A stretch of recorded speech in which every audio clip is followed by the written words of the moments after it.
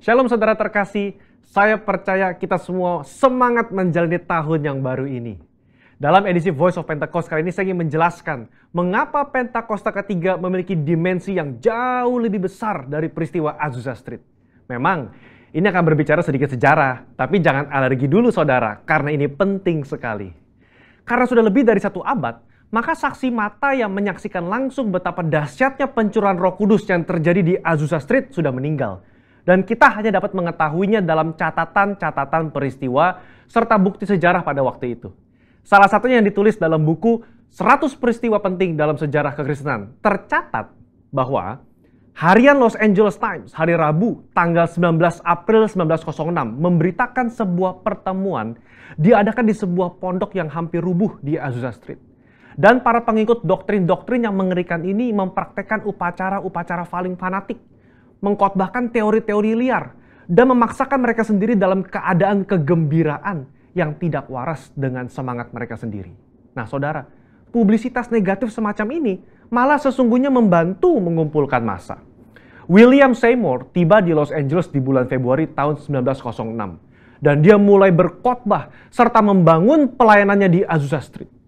Penantian akan pencurahan Roh Kudus terjawab. Dan pada bulan April, dalam sebuah ibadah, Roh Kudus tercurah dan orang mulai berkata-kata dengan bahasa yang baru. Sebenarnya, pernah ada beberapa orang berbahasa lidah yang muncul dengan tiba-tiba di negara itu dan di Eropa pada tahun-tahun silam. Tetapi Azusa Street merupakan ledakan terbesar. Gerakan yang diawali oleh William Seymour ini kemudian melanda dunia, melampaui etnis, suku, ras, dan dikenal dengan gerakan atau aliran Pentakosta. Inilah yang kita beri istilah sebagai Pentakosta kedua. Setiap hari Minggu, kita memperkatakan bersama-sama. Pentakosta ketiga adalah pencurahan Roh Kudus yang dahsyat di zaman now, melebihi yang terjadi di Azusa Street. Pernyataan ini bukanlah sekedar pernyataan iman semata, apalagi klaim sepihak dari gembala sidang atau gembala pembina. Pernyataan ini terkait dengan 2 aspek. Yang pertama, aspek historis. Pada tahun 1909, William Seymour pernah tercatat bernubuat, dalam 100 tahun yang akan datang, akan ada kebangunan rohani lain seperti yang terjadi di Azusa, dan kemuliaan Shekinah akan kembali. Dan kegerakan Allah tersebut akan lebih besar dan lebih luas dari yang terjadi di Azusa. Tidak hanya terjadi di satu tempat atau kepada beberapa orang saja, melainkan akan menjangkau seluruh dunia. Dan kegerakan itu tidak akan berakhir, bahkan sampai kedatangan Tuhan. Amin. Haleluya. Dengan menyampaikan secara gamblang dan terbuka nubuatan yang beliau terima, menjadi bukti bahwa pernyataan Pentakosta ketiga lebih dahsyat dari yang terjadi di Azusa Street bukanlah klaim sepihak dari pihak kita, melainkan sudah menjadi janji, rencana, dan kehendak Tuhan.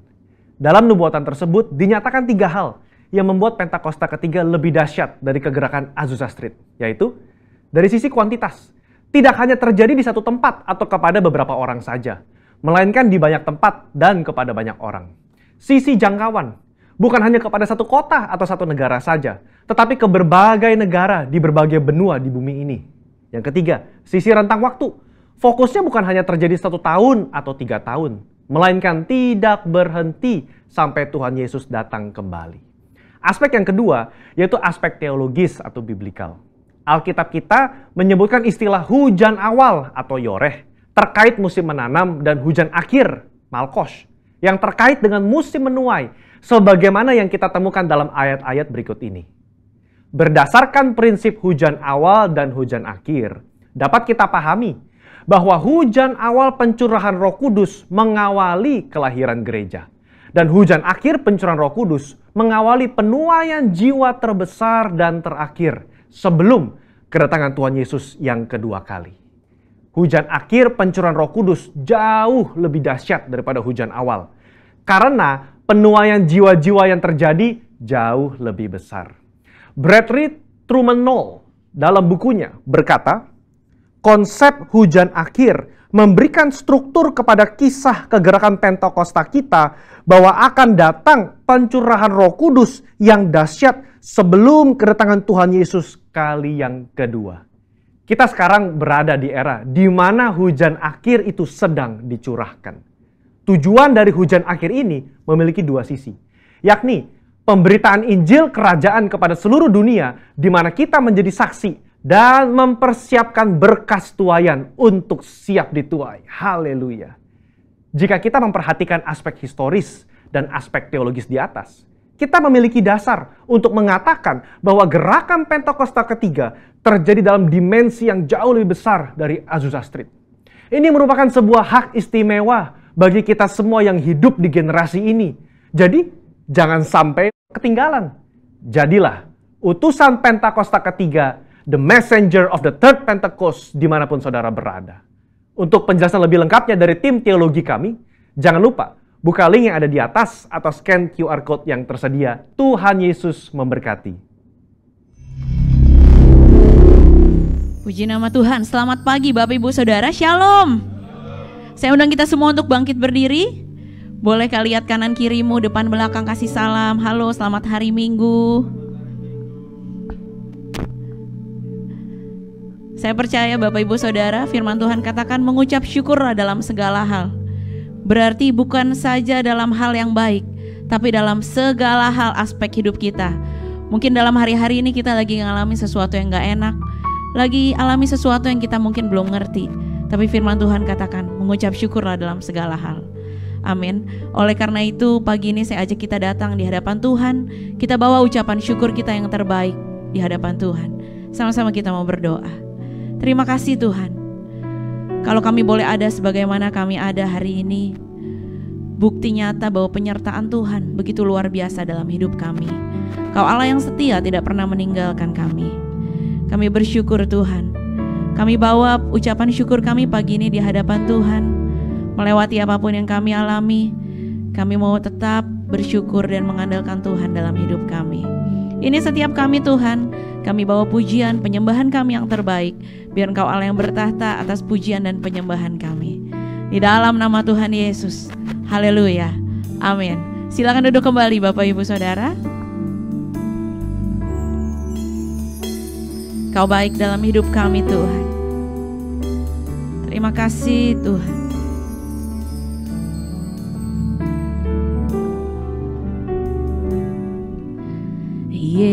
Yesus, Kau sungguh baik. Yesus, nama-Mu indah.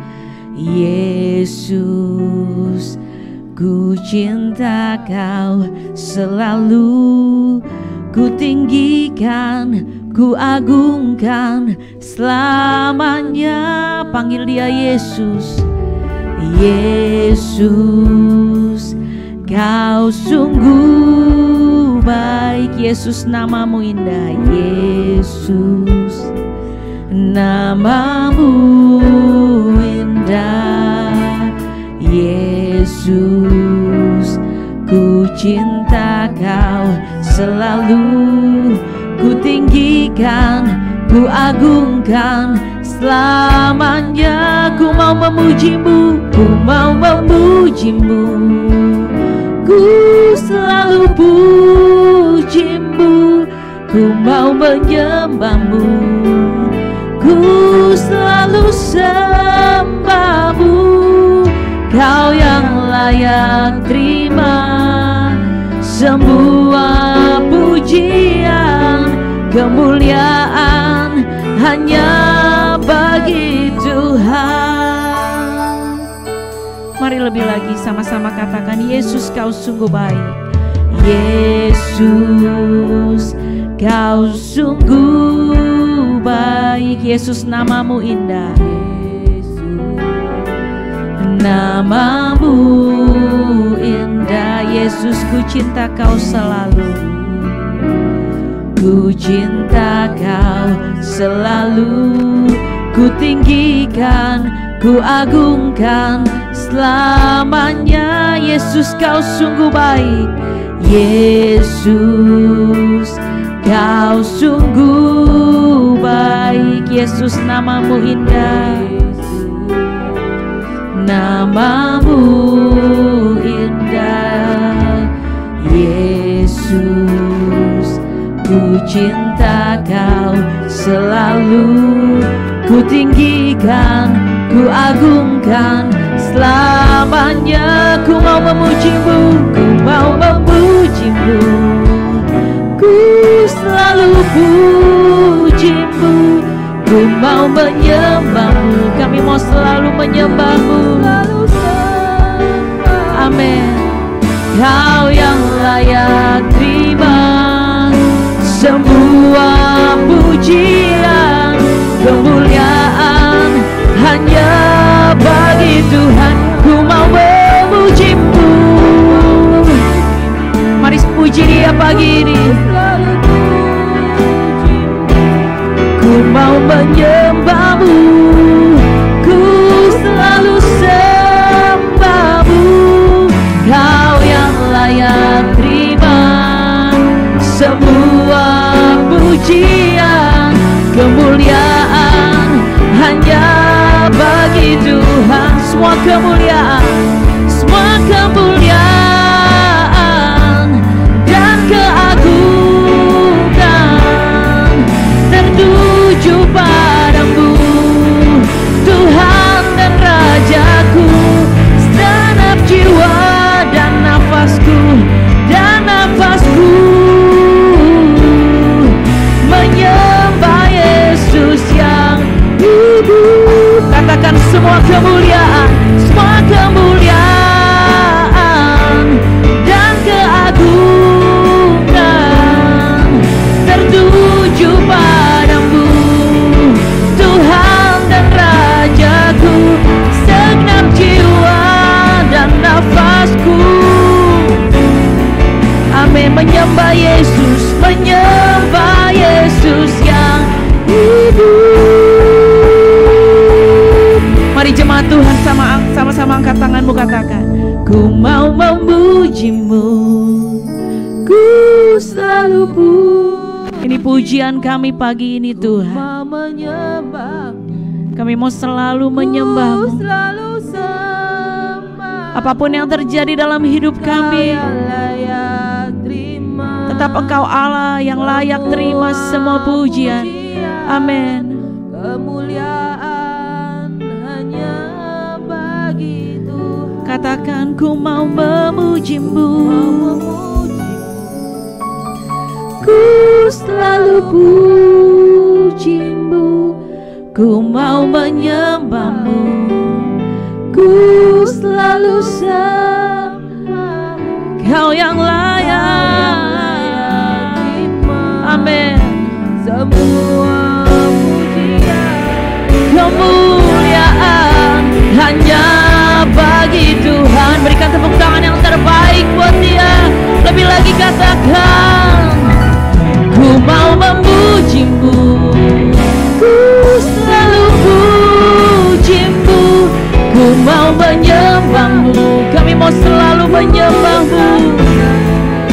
Amin. Kau yang layak terima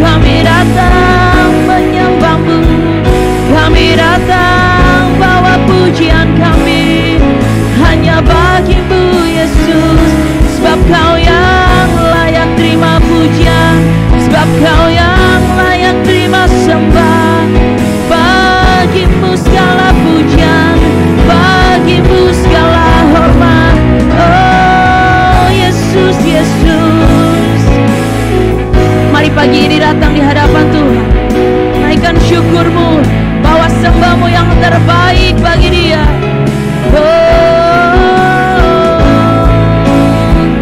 Kami bersyukur Tuhan. Haleluya. Ya Rabaya syarabata karalaba ya ralaba ya ralaba. Oh, biar Kau yang hadir melawat setiap kami Tuhan. Kau yang hadir memulihkan setiap hati. Kau yang hadir menyembuhkan setiap kami.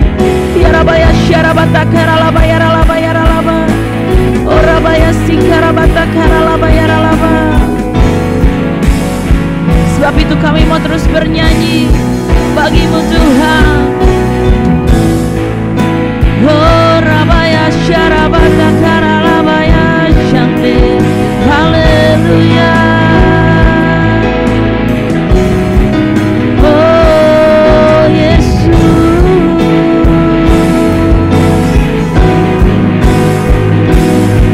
Ini setiap kami Tuhan. Kami mau nyanyi bagi Engkau.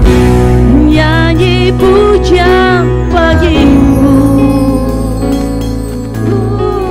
Katakan pujian bagi-Mu. Amin. Nama-Mu besar dan layak dipuji. Nyanyi pujian bagi-Mu.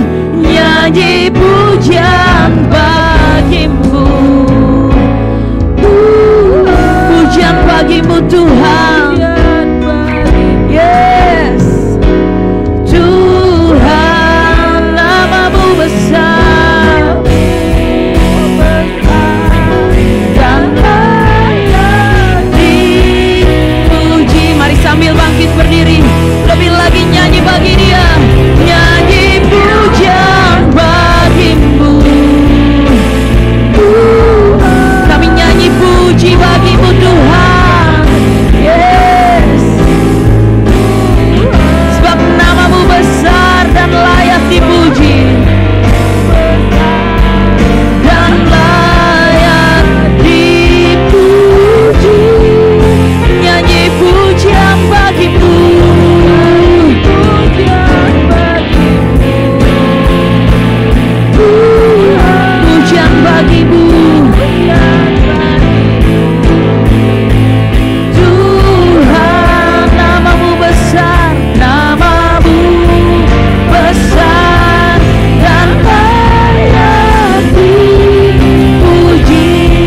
Sebab nama-Mu besar, nama-Mu besar dan layak dipuji. Sekali lagi nyatakan, nama-Mu besar, nama-Mu besar dan layak dipuji.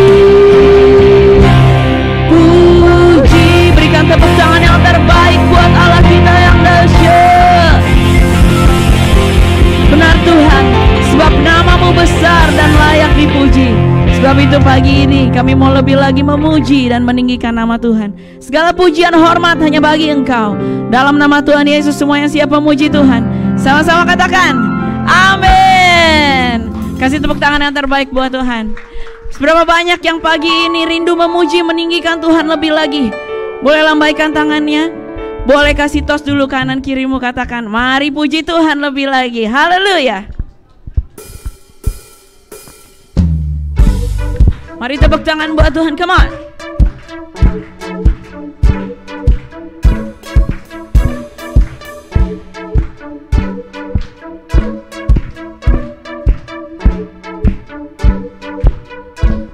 Sama-sama katakan, kasih yang begitu besar, lebih kuat dari dosa. Kasih yang menembuhkanku, apa? Selamatkan dan pulihkanku. Mari naikkan syukurmu, ku naikkan syukurku. Mari menari buat Tuhan. Berhenti memuji, meninggikan nama-Mu selalu. Menari, memuliakan-Mu, amin. Dibebaskan dibangkitkan, hidup yang kau beri dan kini hanya untukmu. Kami naikkan syukur kami karena Engkau begitu baik Tuhan. Sama-sama katakan kasih. Kasih yang begitu besar, lebih kuat dari dosa. Kasih yang menemukanku, Dia selamatkan dan pulihkan kita. Amin, katakan. Ku naikkan syukurku, come on. Ku tak akan berhenti memuji, meninggikan nama-Mu, selalu menari, memuliakan-Mu. Dibebaskan, dibangkitkan, hidup yang kau beri dan kini hanya. Lagi katakan, takkan berhenti memuji, meninggikan nama-Mu, selalu menari, memuliakan-Mu. Dibebaskan, dibangkitkan, hidup yang kau beri dan kini hanya untuk-Mu. Biar musik memuji Tuhan.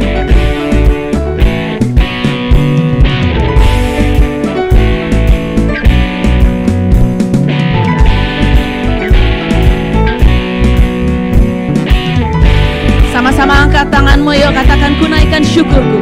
Ku naikkan syukurku. Kami naikkan syukur kami. Ku naikkan syukurku. Lebih lagi, ku tak akan berhenti memuji, meninggikan nama-Mu, selalu menari, memuliakan-Mu. Dibebaskan, dibangkitkan, hidup yang kau beri dan kini hanya. Katakan, takkan berhenti memuji, meninggikan nama-Mu, selalu menari, memuliakan-Mu. Dibebaskan, dibangkitkan, hidup yang kau beri dan kini hanya untuk-Mu. Hidup yang kau beri dan kini hanya untuk-Mu. Kasih tepuk tangan yang terbaik buat Tuhan. Amin. Berapa banyak yang masih mau memuji Tuhan, yang masih antusias memuji Tuhan? Saya mau lihat wajah-wajah yang bersuka cita. Saya lihat semua tegang hari ini. Coba kasih senyumnya dulu ke kanan kirinya. Ya, haleluya. Saya percaya sukacita Tuhan ada di tempat ini. Amin. Mari kita memuji Tuhan lebih lagi. Terpujilah nama-Mu Tuhan.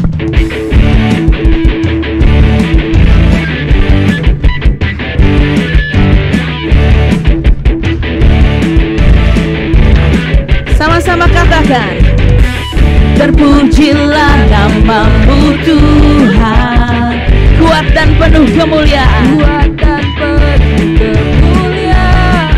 Amin.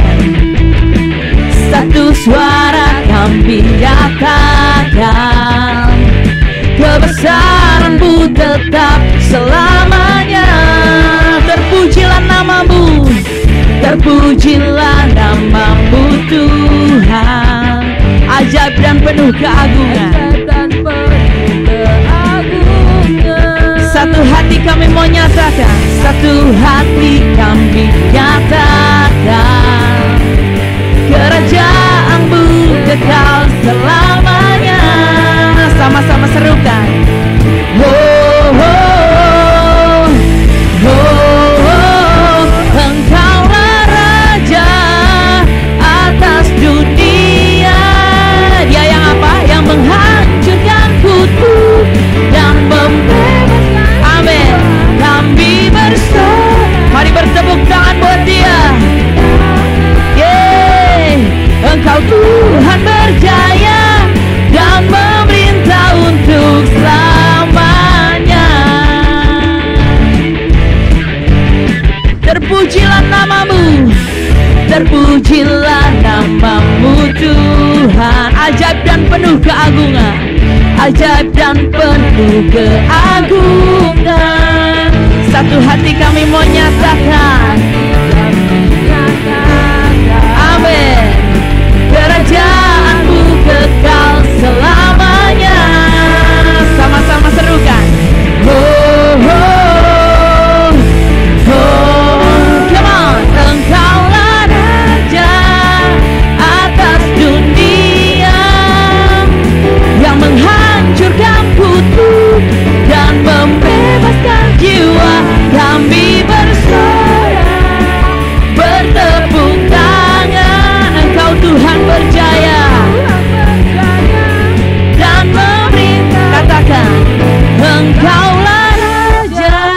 Sama-sama tepuk tangan di atas kepala yuk.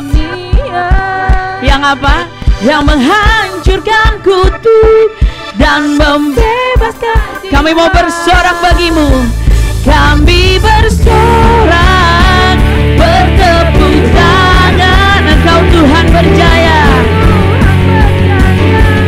dan memerintah untuk selamanya. Engkau Tuhan berjaya dan memerintah untuk selama-lamanya. Kami bersorak bagimu Tuhan. Haleluya. Kasih tepuk tangan yang terbaik bagi Dia. Haleluya. Silakan duduk kembali Bapak Ibu Saudara.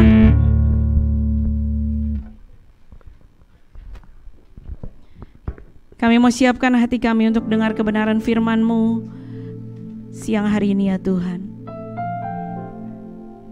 Kami tahu Engkau Allah yang turut bekerja dalam segala hal, mendatangkan kebaikan buat setiap kami.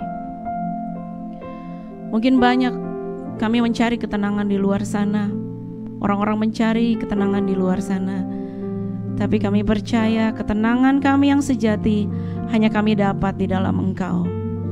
Thank you Jesus. Ini setiap kami Tuhan. Bapa Kau mendengar seruan hatiku, tak pernah Kau lepaskan dari kasih-Mu. Lewat lembah gelap, Kau temani aku. Roh-Mu bekerja selalu untuk kebaikanku. Mengalir kuasa-Mu, mengalir kuasa dari tempat maha tinggi.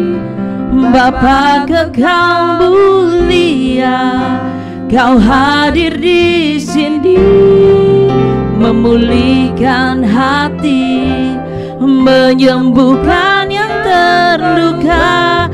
Ku kan tenang bersama-Mu Bapa. Kami kan tenang bersama-Mu Tuhan. Mari sama-sama katakan, Bapa Kau mendengar. Kau yang mendengar seruan hati kami, seruan hatiku. Tak pernah Kau lepaskan setiap kami, tak pernah Kau lepaskan dari kasih-Mu. Ini janji Tuhan buat setiap kita. Lewat lembah gelap, Dia selalu menyertai kita. Kau temani aku. Roh-Mu bekerja selalu untuk kebaikanku, untuk kebaikanku. Mengalir kuasa-Mu, mengalir kuasa dari tempat maha tinggi. Bapa kekal mulia, Kau hadir di sini. Kau yang memulihkan setiap kami. Amin. Menyembuhkan yang terluka. Ku kan tenang bersama-Mu Bapa. Mengalir kuasa-Mu, mengalir kuasa dari tempat maha tinggi. Bapa kekal mulia, Kau hadir di sini, memulihkan hati.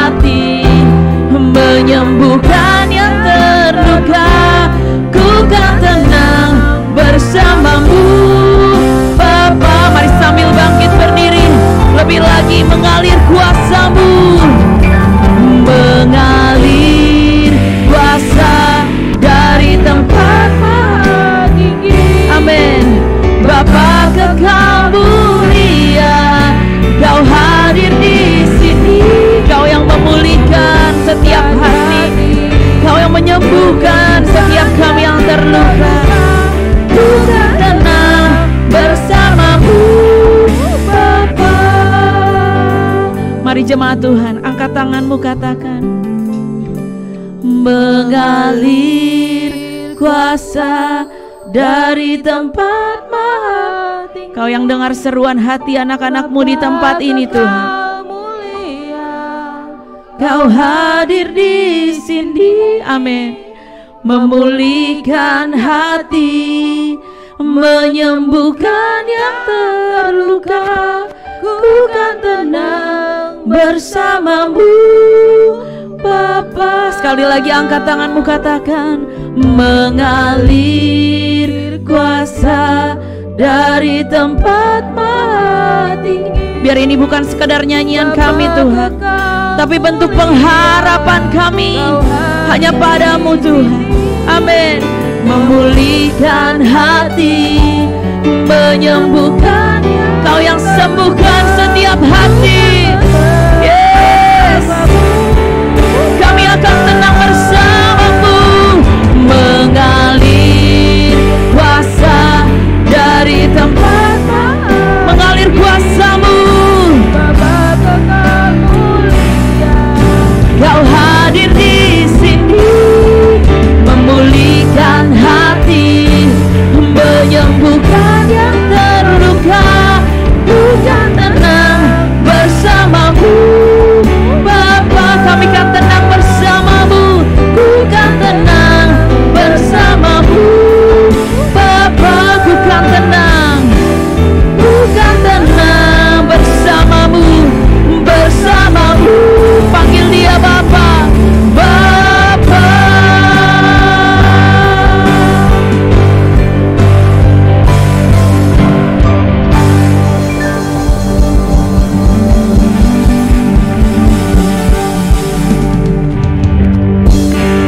Haleluya. Terima kasih Tuhan. Ini adalah kepercayaan kami bahwa di tempat ini, di tengah-tengah kami saat ini, kuasa-Mu mengalir, Tuhan. Engkau akan mengubahkan kami, Engkau akan memulihkan kami. Kami percaya itu karena Tuhan yang kami sembah adalah Allah yang hidup, Allah yang mampu menolong kami, Allah yang mampu bekerja. Dan saat ini Tuhan, kami umat-Mu yang hadir di sini, kami membuka hati kami untuk pekerjaan Roh Kudus-Mu. Kalau firman akan ditaburkan, biarlah hati kami menjadi tanah yang subur ya Tuhan. Dan dengan kekuatan-Mu, dengan pengurapan-Mu, kami bisa melakukan firman ini di dalam hidup kami. Terima kasih Tuhan, terima kasih. Saat ini Tuhan berbicaralah karena kami umat-Mu siap untuk mendengarkannya. Kami serahkan waktu ke depan hanya ke dalam tangan kuasa-Mu. Dan di dalam nama Tuhan kami Yesus Kristus kami berdoa dan mengucap syukur. Haleluya. Amin. Silakan duduk saudara sekalian. Shalom. Ya, saya memperkenalkan diri bagi saudara yang belum kenal dengan saya. Mungkin ada beberapa yang saya sudah pernah ketemu ya saudara. Tapi buat saudara yang belum pernah ketemu dengan saya keponakannya Bapak Gembala. Ya, jadi keponakannya Pak Immanuel. Pak Immanuel dengan papa saya itu kakak adik. Dan papa saya namanya Immanuel juga. Jadi satu keluarga dua Immanuel, enggak mungkin ditinggal sama Tuhan ya saudara ya. Nama saya Glory dan saya berasal dari kota Pekalongan. Makanya saya pakai batik ya, karena batiknya banyak di lemari ya saudara ya, kota batik. Dan saya datang bersama suami saya, Bapak Christian, dan kami mengunjungi Pak Immanuel keluarga di tempat ini. Dan hari ini saya juga diberikan kesempatan untuk menyampaikan firman Tuhan. Nah saudara, sebentar lagi kita akan memperingati kenaikan Tuhan Yesus ke surga ya. Di antara hari-hari raya orang Kristen, mungkin hari raya yang ini yang paling anak tiri ya saudara ya. Karena Kalau Natal ya rame ya, kita latihan perayaan Natal. Paskah, Jumat Agung oke lah gitu. Tapi kalau kenaikan Tuhan Yesus, yang mau dibahas apa gitu ya. Tapi hari ini saya ingin mengajak kita untuk melihat bahwa ternyata sebelum Tuhan Yesus mati, bahkan sebelum dia disalib, dia sudah menjelaskan mengenai kenaikannya ke surga, bahkan kedatangannya nanti setelah itu. Ya. Jadi saudara, kepada pengikut-pengikutnya, murid-muridnya, itu tidak ada rahasia yang ditutup-tutupi. Tuhan menjelaskan semuanya. Nah, tapi dia menjelaskannya yang ini dalam bentuk perumpamaan. Saya ingin mengajak kita melihat satu perumpamaan, yaitu perumpamaan tentang uang mina. Perumpamaan ini kurang populer karena yang mirip dengan ini yaitu perumpamaan tentang talenta, itu lebih terkenal ya saudara. Nah, perumpamaan tentang uang mina ini dari Lukas pasal 19. Bisa ditampilkan? Masih nunggu ya? Nah, saudara sekalian, jadi di dalam perumpamaan ini Tuhan Yesus menceritakan apa yang akan terjadi. Dan saya berikan judul firman Tuhan hari ini adalah Raja yang akan datang kembali. Segala sesuatu yang ada di dalam perumpamaan ini itu berkaitan dengan tokoh utamanya, yaitu raja. Mari kita perhatikan Lukas pasal 19 ayat 11 sampai ayat 14. Saya akan bacakan, mari kita simak bersama-sama ayat 11. Untuk mereka, orang-orang yang mendengarkan dia di situ, Yesus melanjutkan perkataannya dengan suatu perumpamaan. Sebab ia sudah dekat Yerusalem dan mereka menyangka bahwa kerajaan Allah akan segera kelihatan. Mereka menyangka bahwa kerajaan Allah akan segera kelihatan. Pikirnya pengikut Yesus ya saudara di ayat 11 ini adalah, oh kita udah hampir nyampe di ibu kota Israel, Yerusalem. Yesus ini yang kita percaya sebagai Mesias, sebagai Raja Israel, tentu sebentar lagi dia akan mendeklarasikan diri sebagai raja. Karena kita sudah dekat dengan ibu kota. Dan setelah itu Yesus akan jadi raja atas Israel, menggulingkan penjajah Romawi. Karena pada saat hidup Yesus, Israel dijajah Romawi. Kita akan jadi kerajaan besar lagi, berjaya, seperti zaman Daud dulu. Itu yang mereka pikir. Tapi ternyata saudara, mereka keliru. Dan untuk menjelaskan apa yang akan terjadi, Yesus menceritakan satu perumpamaan. Di ayat yang ke-12.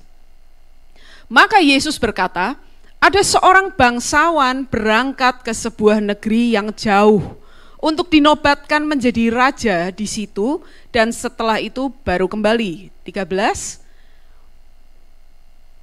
Ia memanggil 10 orang hambanya dan memberikan 10 mina kepada mereka. Ini uang ya saudara ya. 10 orang hamba, dia kasih 10 mina, masing-masing 1. Katanya, pakailah ini untuk berdagang sampai aku datang kembali. 14. Akan tetapi orang-orang sebangsanya membenci dia, lalu mengirimkan utusan menyusul dia untuk mengatakan, kami tidak mau orang ini menjadi raja atas kami. Saudara sekalian, perumpamaannya simpel ya, slide berikutnya. Jadi ada beberapa tokoh di dalam kisah ini. Yang pertama adalah bangsawan yang akan dilantik menjadi raja. Ya, seorang yang memang punya darah ningrat ya saudara. Dia harus pergi ke luar negeri, ke negeri yang jauh, di sana dia akan dilantik menjadi raja. Tokoh yang berikutnya adalah hamba-hamba dari bangsawan itu, yang kepada mereka dipercayakan uang untuk dikelola, sementara bosnya pergi ke luar negeri. Dan yang ketiga adalah musuh, orang-orang yang benci kepada bangsawan itu, dan mereka kirim utusan, mereka bilang kami nggak mau orang ini menjadi raja atas kami. Nah, ini yang akan kita bahas pada siang hari ini ya saudara. Pertama adalah rajanya dulu. Slide berikutnya. Ya, raja ya saudara, tuh dia dilantik. Ini ilustrasi aja karena itu bajunya abad pertengahan ya. Tuhan Yesus jauh lebih lama dari itu. Di ayat 12, slide berikutnya, kita membaca firman Tuhan, maka ia berkata, awal dari perumpamaannya, ada seorang bangsawan berangkat ke sebuah negeri yang jauh untuk dinobatkan menjadi raja di situ, dan sesudah itu baru kembali. Dia untuk jadi raja harus pergi ke negeri yang jauh, nggak bisa di situ, tapi harus keluar negeri dulu. Ya, saudara. Dan ini mengingatkan kita, menjelaskan apa yang akan terjadi pada Tuhan Yesus. Saudara sekalian, sepanjang sejarah manusia ada banyak sekali kerajaan, banyak raja. Zaman sekarang pemerintahan raja sudah nggak terlalu populer ya. Tinggal beberapa negara yang masih berbentuk kerajaan dan rajanya benar-benar berkuasa, bukan boneka. Contoh yang rajanya tidak berkuasa, nggak terlalu berkuasa lah, itu Inggris. Walaupun itu yang paling terkenal di dunia ya, tapi pemerintahan dijalankan oleh Perdana Menteri. Nah, kerajaan yang rajanya yang ngatur, contohnya tetangga kita Brunei Darussalam, Arab Saudi, Bhutan, itu kerajaan-kerajaan yang rajanya jadi kepala negara dan kepala pemerintahan. Nah saudara, banyak orang tuh pingin jadi raja. Sampai rela bunuh-bunuhan kakak adik ya. Bapaknya sendiri dibunuh karena ingin menjadi raja. Orang pingin punya kekuasaan, paling gak atas wilayahnya sendiri.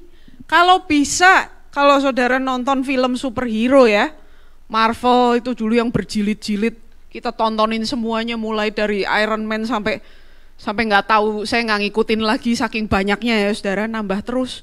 Pasti musuhnya tuh cita-citanya sama, ingin menguasai dunia. Semua begitu. Nggak ada tuh musuh yang cita-citanya pengen bangun perusahaan besar, nggak mungkin. Tapi semuanya pengen menguasai dunia. Mau jadi raja, raja kan menguasai ya. Kalau kita di rumah mungkin suami istri berantem, ngatur-ngatur mulu lu, mau jadi raja lu di sini gitu ya, seperti itu. Nah, saudara, mau jadi raja, mau jadi penguasa, manusia suka dengan kekuasaan. Dan karena itu di dalam sejarah kita melihat orang-orang yang haus sekali dengan kekuasaan saudara. Bahkan begitu mereka naik tahta, mereka menggelari dirinya dengan berbagai macam gelar. Ya, ada yang raja-raja Persia menyebut diri mereka Syahansyah, yang artinya raja segala raja. Semua raja lain di bawah dia. Kemudian raja-raja dari India, dinasti Gupta, mereka menyebut diri mereka Maharaj Adiraja. Lebih tinggi lagi, kalau tadi Persia King of Kings, kalau yang ini The Great King of Kings, gitu ya, lebih-lebih lagi. Nggak kalah sama yang King of Kings itu, ada yang minta disebut sebagai Allah, minta dipanggil sebagai Dominus et Deus, yang artinya Tuhan dan Allah. Saya tunjukin gambarnya. Terus kalau saya tanya sama saudara, siapa tuh yang namanya King of Kings? Saudara kenal nggak? Lihat mukanya. Pernah lihat nggak gitu? Di mana namanya siapa? Nggak ada yang tahu kan? Itu Raja Darius saudara, yang paling kiri. Raja Darius yang ada di Alkitab. Kalau nggak ditulis di Alkitab, nggak bakal ada yang ingat. Betul nggak saudara? Yang di tengah lebih-lebih lagi. Ini boneka apa ini? Itu raja ya. Maharaja loh katanya. Tapi mukanya aja kita sekarang nggak tahu, namanya Samudragupta. Dan yang paling kanan tuh yang minta disebut sebagai Allah, Kaisar Domitian. Gelar yang mereka pakai untuk diri mereka sendiri kosong saudara. Kenapa? Karena orangnya sudah mati. Kematian adalah cara Tuhan ngomong, udah ya, main raja-rajaannya udah ya. Udah jadi orang berkuasa, udah mati, udah. Wah nggak bisa, aku mau hidup selama-lamanya, aku mau buat dinasti. Saudara sekalian, ini dinasti yang Darius itu membuat dinasti Akhamenid, sudah nggak ada. Kemudian siapa tadi? Gupta itu, dinasti Gupta, sudah nggak ada. Dan yang paling kanan dinasti Flavian, sudah nggak ada. Tuhan bilang cukup, dah main raja-rajaannya, lu sama anak-anak lu, cucu, cukup. Ganti kerajaan lain. kayak mainan aja sama Tuhan. Begitu gampangnya Tuhan mengangkat raja dan memecat raja, kata kitab Daniel. Saudara sekalian, kalau begitu, apa enggak ada orang yang dipilih Tuhan untuk menjadi raja segala raja? Ada satu orang dari suatu bangsa yang kecil, bangsa Israel, dan orang yang Tuhan pilih. Bahkan Tuhan berjanji, kamu dan anak-anakmu akan menjadi raja selama-lamanya. Namanya adalah Daud. Hanya satu orang dalam sepanjang sejarah manusia yang Tuhan berjanji, kamu yang akan jadi raja. Daud, saudara. Dan kita melihat di dalam Kisah Para Rasul pasal yang kedua, ayat 30-36. Rasul Petrus berkhotbah, ya, pada saat hari Pentakosta. Roh Kudus dicurahkan dan Petrus berkhotbah dan dia menjelaskan bagaimana keturunan Daud ini menjadi raja.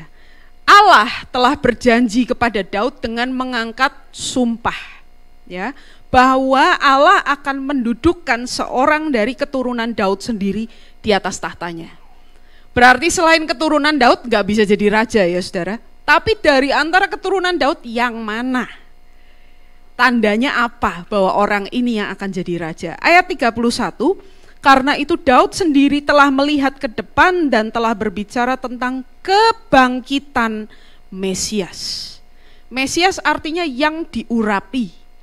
Dalam tradisi orang Yahudi, kalau orang diangkat jadi raja, dia akan diurapi dengan minyak, kepalanya disiram minyak, ya, oleh seorang nabi. Nah, itu sah jadi raja, saudara. Tandanya apa? Bahwa Mesias yang diurapi itu datang, dia akan bangkit dari kematian.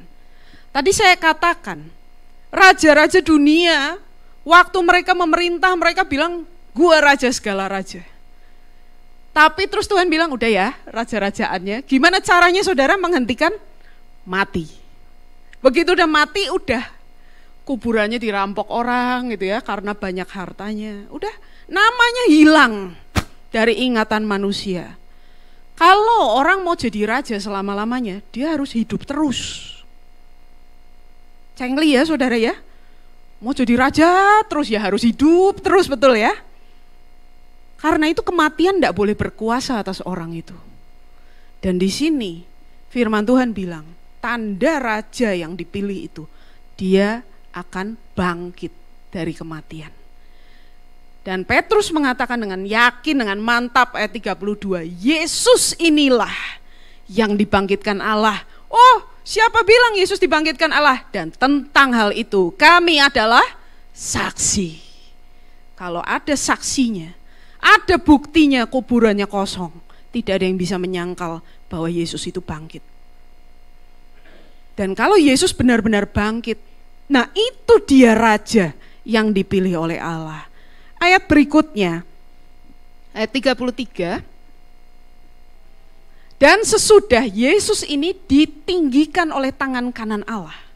Apa artinya ditinggikan oleh tangan kanan Allah, saudara? Kita lanjut dulu. Dan menerima Roh Kudus yang dijanjikan itu, maka dicurahkannya apa yang kamu lihat dan dengar di sini. Ayat 34, sebab bukan Daud yang naik ke surga, ditinggikan oleh tangan kanan Allah. Pengertiannya yang pertama, diangkat ke tempatnya Allah. Allah tinggalnya di mana, saudara? Surga. Naik ke surga. Lalu setelah naik ke surga, apa yang terjadi? Slide berikutnya. Malah Daud sendiri berkata, Tuhan telah berfirman kepada tuanku, duduklah di sebelah kananku. Saudara jangan bayangin di surga ada sofa 2 gitu ya. Satu buat Bapak, satu buat Yesus. Duduk di sebelah kanan saudara, itu istilah yang umum untuk raja. Yang boleh duduk di tahta cuman satu orang, raja.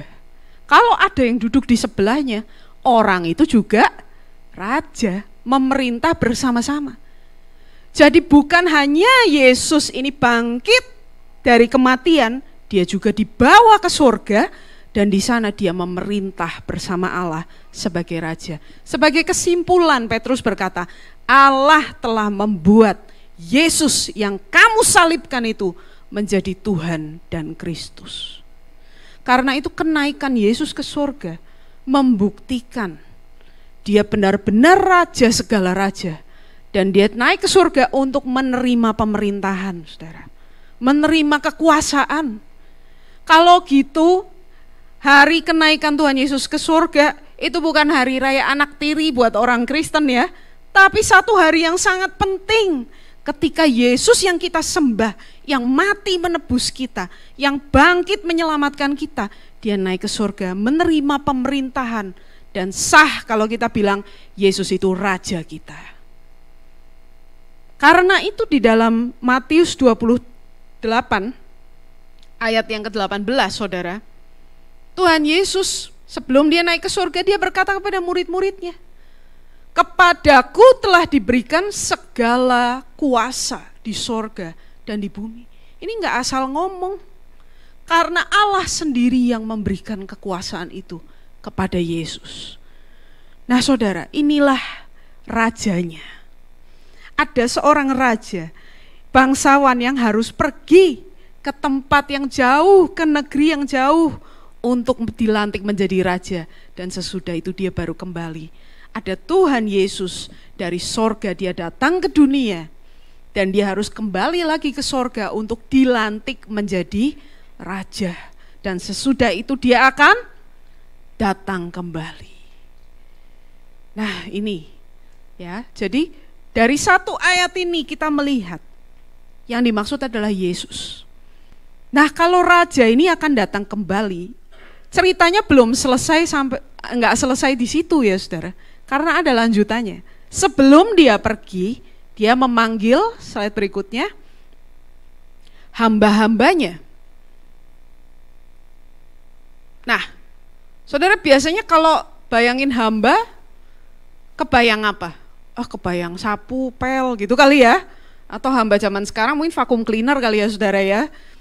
Nah, tapi saya kasih gambar tadi bukan alat-alat kebersihan, melainkan uang. Kenapa? Karena ini bukan hamba yang disuruh bersihin rumah. Ini adalah hamba-hamba yang dipercayakan uang untuk dikelola. Ya. Hamba-hamba ini saudara, mereka menerima dari tuannya di Lukas 19 ayat 13. Sebelum si tuan itu pergi dilantik menjadi raja, firman Tuhan katakan, ia memanggil 10 orang hambanya dan memberikan 10 mina kepada mereka. Katanya, pakailah ini untuk berdagang sampai aku kembali. Nih, saya kasih modal ya. Dikembangin ya, pakai buat dagang, jangan beli iPhone loh, awas gitu ya. Nanti dipakai lagi sama dia. Nah, pakai buat berdagang, uangnya dikembangkan sampai saya kembali nanti. Kapan kembalinya? Nggak tahu. Tapi pokoknya kerjakan aja nih uangnya. Nah, 1 mina ya, 10 orang hamba, 10 mina, 1 orang 1. 1 mina itu nilainya 100 dinar. 1 dinar adalah upah pekerja 1 hari, saudara. Jadi anggap aja kalau dibagi 30 ya, 100 dinar itu jadi 3 ya, 3,33 sekian. Anggap aja gaji kerja 3 bulan, kalau 1 bulan 30 hari. Nah kalau lihat UMP Jakarta, saya googling dulu ya sebelum khotbah, sekarang berapa sih? Tinggi banget gitu ya, pantesan pabrik pindah semua yang di sekitar sini ya. Pindahnya ke Jawa Tengah, provinsi tempat saya, jadi maju saudara. Nah UMP di Jakarta 5 juta, anggap aja biar ngitungnya gampang. 5 juta 3 bulan berarti 15 juta. Untuk dagang, banyak apa sedikit? Ya kalau dagangnya kerupuk, saudara ya, ya banyak ya kan, bisa dapat gerobaknya, dapat ininya, dapat dan segala macam. Tapi kalau mau dagangnya barang elektronik mungkin ya sedikit gitu. Tapi 15 juta ya modal yang ya lumayan gitu ya. Nih ya, sekian. Kerjakan ini. Nah, saudara, setelah Tuhan itu kembali, dikatakan di ayat yang ke-15, dan terjadilah ketika rajanya kembali setelah dia dinobatkan menjadi raja, ia menyuruh memanggil hamba-hambanya yang telah diberinya uang itu untuk mengetahui berapa hasil dagang mereka masing-masing. Ingat tadi ya, ayat-ayat yang kita baca di awal, di ayat 14 dikatakan ada musuh-musuhnya yang gak mau dia jadi raja. Kami gak mau orang ini jadi raja atas kami. Sampai kirim utusan lagi, menolak, demo ya. Tapi perhatikan, ketika raja itu kembali, yang pertama diurus bukan musuhnya saudara, tapi siapa? Hamba-hambanya. Ayo sini, Acong, Alyong, kumpul semua ya gitu ya. 1 mina jadi berapa? Nah saudara, ternyata ada 2 macam hamba. Yang pertama, slide berikutnya, ini hamba yang baik, yang kerjanya beres nih, di ayat 16-19. Orang yang pertama datang dan berkata, Tuan, mina Tuan yang 1 itu telah menghasilkan 10 mina. Hebat nih orang ya, 10 kali lipat saudara. Jadi dari 15 juta jadi 150 juta itu hasilnya. Ya, waduh hebat. Nah, lalu kata raja kepada orang itu, baik sekali perbuatanmu itu, hai hamba yang baik. Ini kalau ada orang model begini, kita titip uang ya sama dia ya saudara ya. Tolong ya bos, dikelola gitu, nanti kembali 10 kali lipat. Engkau telah setia dalam perkara kecil, karena itu terimalah, bukan tambahan uang 15 juta loh saudara. Ya, 1 mina jadi 10 mina, oh hebat, gue tambahin deh 10 mina lagi. Wajar ya, tapi apa yang raja itu bilang? Terimalah kekuasaan atas 10 kota. Hah? Hambanya pasti, hah? Gak salah ya. Tapi yang berikutnya juga saudara, ayat berikutnya. Belum ganti ya. Oh ya, datanglah yang kedua dan berkata, Tuan, mina Tuan telah menghasilkan 5 mina. Ini aja udah hebat saudara. Saudara kalau invest, returnnya 100% udah luar biasa ya. Ini 500, yang tadi 1000 gitu. Jadi wah hebat sekali. Katanya kepada orang itu, dan engkau kuasailah 5 kota. Dari sini kita bisa melihat saudara, tuannya itu orang yang sangat baik. Mana ada, misalnya saya bilang sama Andi, Di, saya kasih modal nih 150.000, terserahlah mau buat apa. Aduh, 150.000 buat apa ya? Buat transport aja habis gitu ya. Oh gini aja deh, beli kopi sasetan, beli termos isi air panas pergi ke Monas. Ya saudara ya, sama gelas plastik. Mau ngapain tuh kira-kira? Jual minuman. Saudara jangan salah, itu untungnya banyak ya saudara ya. Wow, terus begitu balik, Ci, jadi tadi berapa? 150.000, 1,5 juta. Hebat. Udah deh, gini, saya punya 10 gerai kopi di Jakarta, itu kamu yang kelola. Menurut saudara, antara kerjanya dengan upahnya proporsional nggak? Proporsional nggak saudara? Enggak ya? Enggak kan? Kenapa upahnya besar banget? Tuhan, minanya 1 jadi 10, bagus, terima kekuasaan atas 10 kota. Itu kan jauh sekali lebih besar dari yang dilakukan hamba itu. Tuhan ini sangat baik saudara, itu Tuhan kita. Saudara tuh jangan hitung pelit gitu ya kalau sama Tuhan. Karena upah yang akan Tuhan berikan jauh lebih dari kerja keras kita saudara.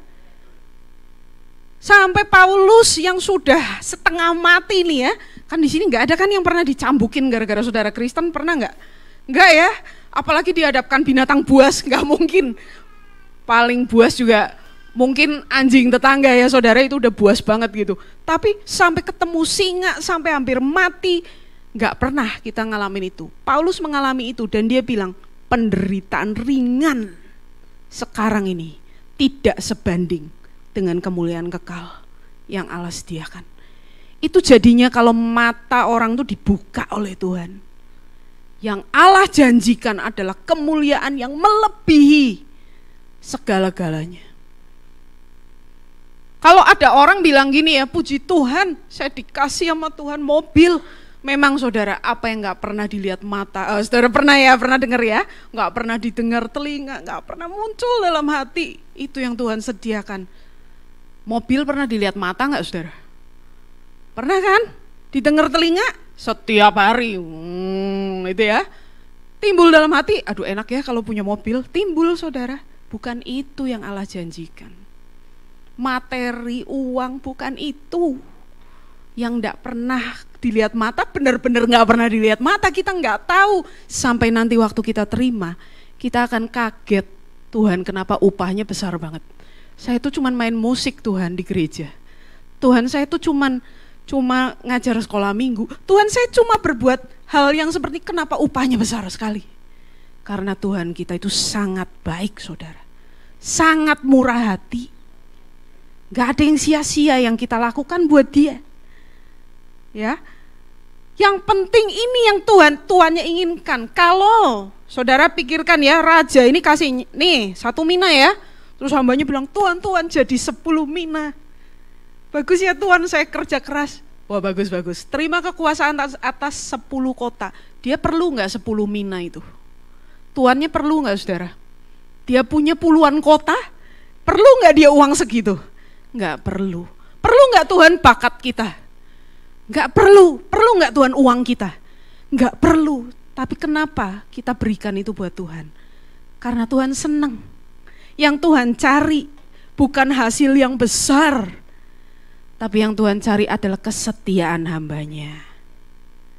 Dan waktu dia lihat baik sekali hambaku, orang yang bisa dipercaya, terima upah yang besar yang aku sediakan bagi kamu.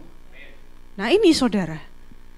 Dan pertanyaan bagi kita, kenapa hamba-hambanya dengan excited datang, Tuhan lihat Tuhan mina 1 jadi 10 Tuhan. Saudara yang punya anak, pernah gak anak saudara datang dengan senang lalu, mama lihat nih ma gitu ya. Dia bikin sesuatu, dia gambar sesuatu mungkin. Ini aku bikin ini mama tunjukin gitu ya. Terus mamanya lihat, ya manusia biting itu ya saudara, bahasa Indonesianya apa sih kalau di Jawa Tengah kita tusuk gigi kita bilang biting gitu ya. Manusia tusuk gigi itu loh yang cuma ada kepala sama rangkanya aja itu ya saudara. Lihat nih mama, ini papa, ini aku gitu ya. Sama ada matahari, ada burung-burung biasa ya. Nah, terus orang tuanya bilang apa? Bagus ya. Bagus nggak? Enggak ya saudara ya. Objektif nih, nggak bagus. Tapi anak itu ingin menunjukkan karyanya kepada orang tuanya yang dia kasihi. Hamba-hamba ini juga kalau saudara lihat attitude mereka waktu mereka datang kepada Tuhan. Tuhan, mina Tuhan yang 1 itu jadi 10. Dengan excited, dengan senang hati.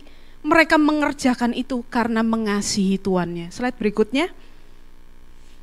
Kasih kepada sang Tuhan membuat hamba-hamba itu rela bekerja keras untuk memberi hasil bagi dia. Karena mereka mengasihi Tuannya. Dan Tuannya dengan senang hati, bagus sekali. Ya kayak kita ya, muji gambar anak. Bagus ya, pinter, warnanya biru, ini hijau. Padahal ya kalau dikasih ke seniman ini apaan gitu ya saudara ya. Tapi karena ada kasih di dalamnya, bagus. Demikian pula Tuhan kita. Kalau kita melakukan sesuatu karena kita mengasihi Dia, kita bekerja keras karena kita mengasihi Dia, Tuhan menghargai itu. Tuhan suka dengan hal itu. Dan Dia pasti memberikan apresiasi. Apresiasinya di luar nalar kita saudara. Nah, tapi dalam setiap cerita hamba-hambaan begini kan pasti ada satu hamba yang aneh ya saudara ya. Nah ini yang berikutnya nih, slide berikutnya. Hamba yang jahat, ayat 20 dan 21, ini yang dia katakan. Hamba yang ketiga datang dan berkata, Tuhan, inilah mina Tuhan. Aku telah menyimpannya dalam sapu tangan, sebab aku takut akan Tuhan. Karena Tuhan adalah manusia yang keras. Tuhan mengambil apa yang tidak pernah Tuhan taruh, dan Tuhan menuai apa yang tidak Tuhan tabur. Saudara, kalau ada orang yang ambil apa yang bukan barang dia dengan paksa, itu namanya tukang palak, betul ya? Kita didatengin, duit, gitu ya. Duh, kenal juga enggak. Bukan pinjem dulu 100, enggak, tapi ini langsung duit mana cepet kasih gitu. Jadi hamba ini menuduh tuannya seperti itu. Tuhan tuh suka minta-minta dari saya deh. Yang Tuhan gak kasih, Tuhan minta dari saya. Emang saya pernah minta dikasih mina? Disuruh kerjain, terus nanti ditagih mana hasilnya? Enak aja gitu ya. Tuhan tuh memang deh tukang palak. Nih uangnya saya taruh masih utuh. Saudara, Tuhan yang begitu baik dibilang jahat. Hamba ini lupa ya, namanya hamba itu properti milik Tuhan. Itu kayak anabul. Saudara tahu yang di sini punya anabul? Anabul itu apa? Anak berbulu ya saudara ya. Binatang piaraan. Kalau nggak dikasih makan, dia bakal mati tuh. Apalagi ikan, ya ngambang semuanya. Jadi hidupnya bergantung kepada pemiliknya. Hamba-hamba tuh hidup bergantung pada tuannya. Kalau tuannya kasih makan, dia makan. Nggak dikasih makan, dia nggak makan, saudara. Kalau mati ya sudah. Semuanya makan dari tangan tuannya. Hidup karena tuannya. Terus tuannya bilang, nih uang mina ya 1 mina dikelola. Lalu dia bilang, enak aja Tuhan hidup-hidup saya. Kok Tuhan suruh saya ngelola ini terus nanti diminta hasilnya, enak aja. Enak aja bagaimana orang kamu hidup karena Tuanmu. Kamu berkewajiban untuk hidup buat Tuanmu. Tapi hamba ini bilang Tuhan itu jahat. Tuhan malak saya. Terus marah lagi kalau nggak ada hasilnya. Saudara sekalian, hamba ini kayaknya benci sekali sama tuannya. Judulnya hamba, tapi dia nggak mau melakukan apa-apa untuk tuannya. Mau numpang hidup aja di rumah si tuan itu. Karena itu saudara, jawaban dari Tuhan ini benar-benar nggak enak. Di ayat yang ke-22. Hai hamba yang jahat, aku akan menghakimi engkau menurut perkataanmu sendiri. Kamu bilang saya galak, saya jahat, saya tukang palak. Kalau saya nggak dikasih uang, saya marah, saya pukulin kamu. Ya udah, seperti itulah yang akan kamu alami. Kamu tahu, saya pasti minta hasil karena saya kasih kamu kepercayaan. Kenapa nggak titip kayak kita tadi mau titip uang sama hamba yang pertama itu ya saudara ya. Titipinlah sama yang bisa mengelola. Kenapa didiemin aja? Habis itu pakai memfitnah tuannya lagi. Ya udah, sesuai perkataan. Beberapa waktu yang lalu tuh ada tuh orang yang judulnya hamba Tuhan ya saudara. Terus dia bilang, kalau orang baik nggak masuk surga hanya karena nggak percaya Yesus, masuk neraka dia. Gue ikut deh masuk neraka. Jawaban Tuhan apa saudara? Aku akan menghakimi engkau menurut perkataanmu sendiri. Oh gitu ya kata Tuhan. Makanya kalau kita hamba Tuhan, kita ini hidup dari Tuhan. Kadang tuh orang ya, Tuhan kasih persembahan sedikit aja. Ada satu orang, bukan di sini ya saudara ya, tapi mungkin di sini di Jakarta, maksudnya di Jakarta juga ada. Kasih perpuluhan itu, ini perdebatan nih. Perpuluhan itu dari gross atau net?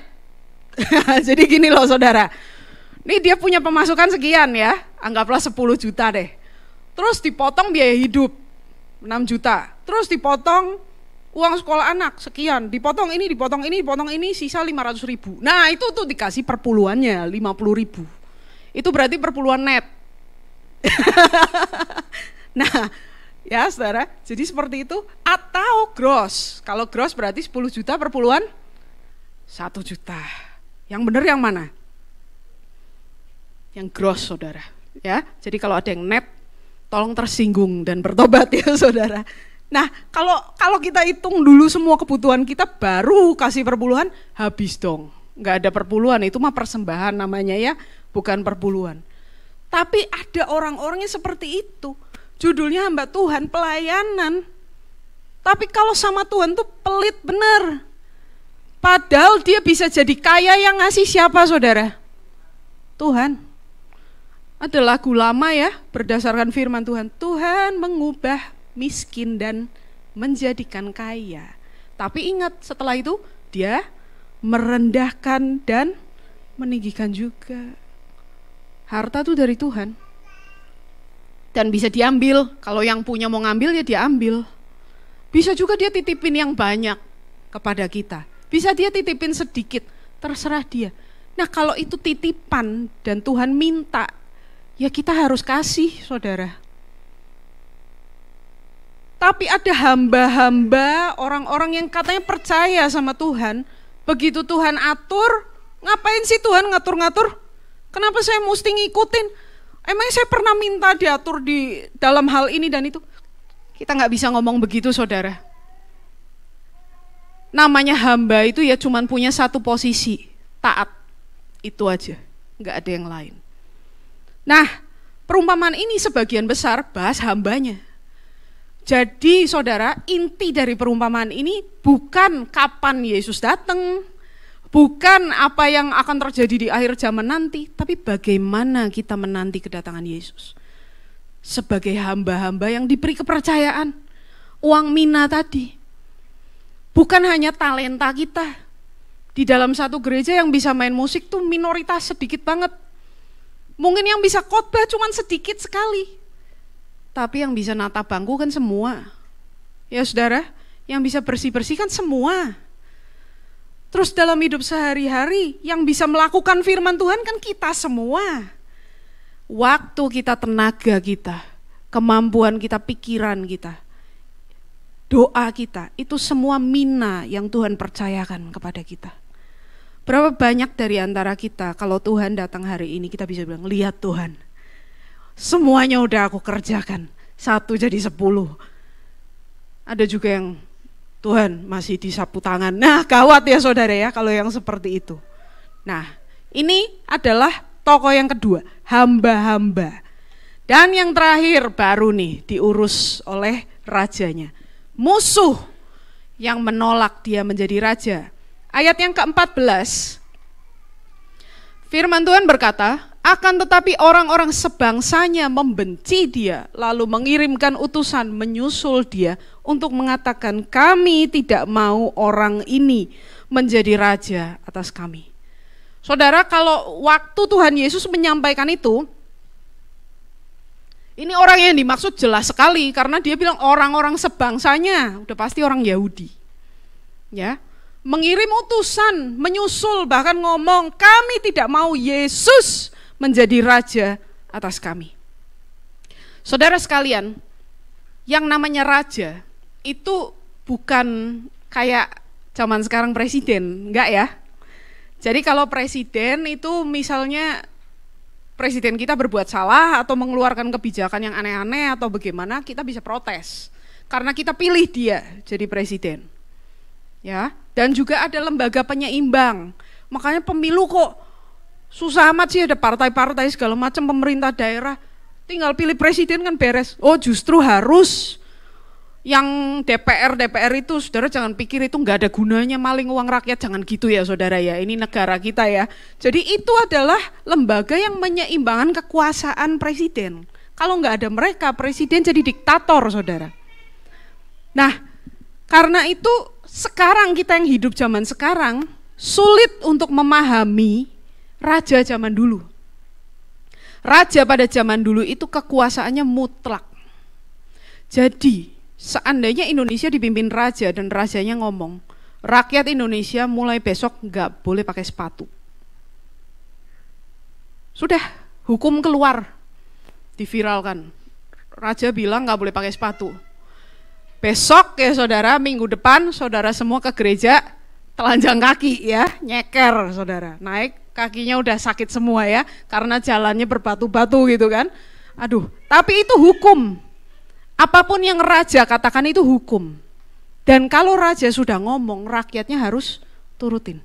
Dan di sini dikatakan musuh-musuhnya ini bilang, kami nggak mau ngikutin raja yang ini. Kami nggak mau diatur sama dia. Masalahnya raja itu nggak dipilih saudara oleh rakyat. Raja itu berdasarkan keturunan. Yang bisa jadi raja itu anak raja. Yang bisa memerintah bersama Allah hanya satu, anak Allah, nggak ada yang lain. Bangsawan ini dipilih, dilantik menjadi raja karena dia punya hak atas tahta itu. Pasti dia anak raja.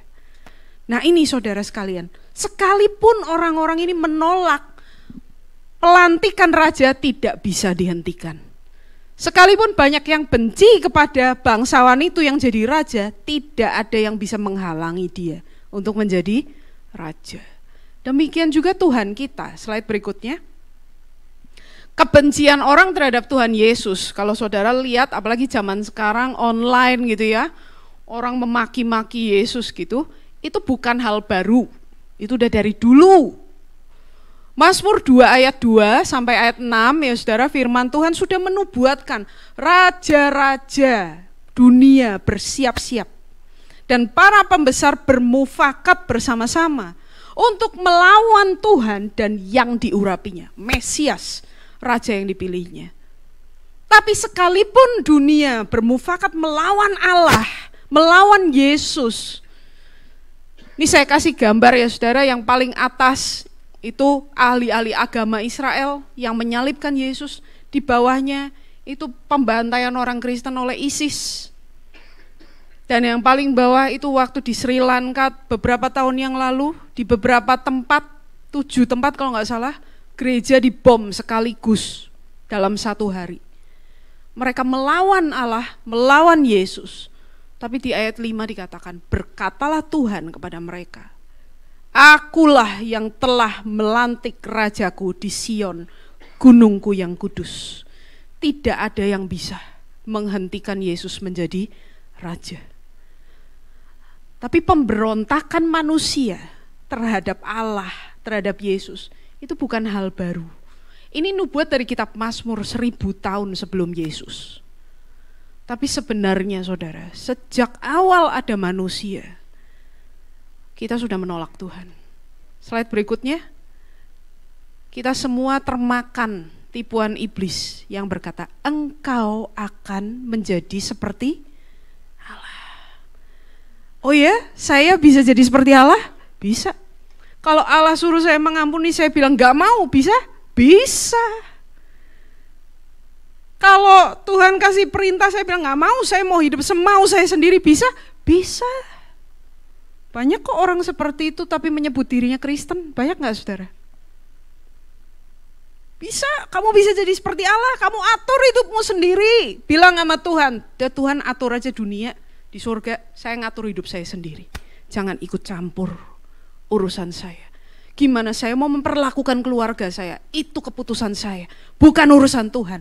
Bagaimana saya mau hormat atau enggak hormat sama suami saya, itu keputusan saya. Tuhan gak usah ikut campur, Tuhan gak tahu kali suami saya seperti apa orangnya. Ya saudara, orang tua saya begitu, Tuhan jangan suruh saya hormati orang tua saya. Saya mau menjadi seperti Allah. Tapi kita bukan Allah saudara.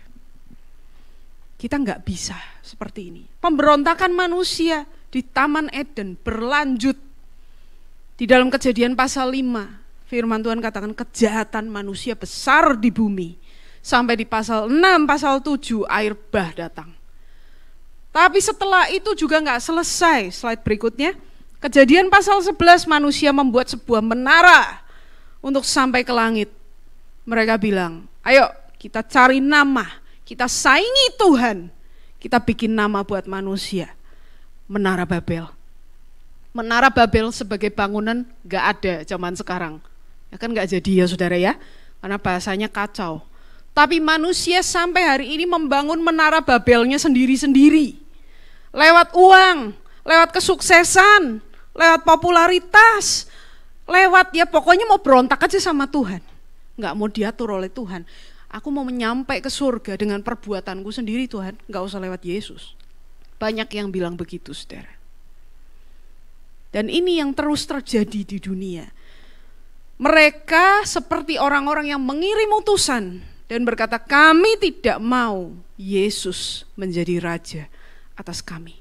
Kalau Yesus jadi raja atas saya harus taati semua yang dia katakan. Saya gak bisa bilang, gak mau Tuhan, gak bisa. Tapi kalau saya menolak Yesus, maka dia tidak menjadi raja atas saya. Dan saya bebas jadi raja atas hidup saya sendiri. Masalahnya tidak ada yang bisa menghentikan Yesus menjadi raja. Dan pada hari terakhir saudara, Tuhan Yesus akan datang kembali. Saudara sekalian, kemarin saya ketemu dengan seorang saudara saya dan kami ngomong sedikit tentang kitab Wahyu, ya. Lalu saya bilang begini, di dalam kitab Wahyu dan Perjanjian Lama, enggak cuma Wahyu, apa yang akan terjadi pada saat Tuhan Yesus datang?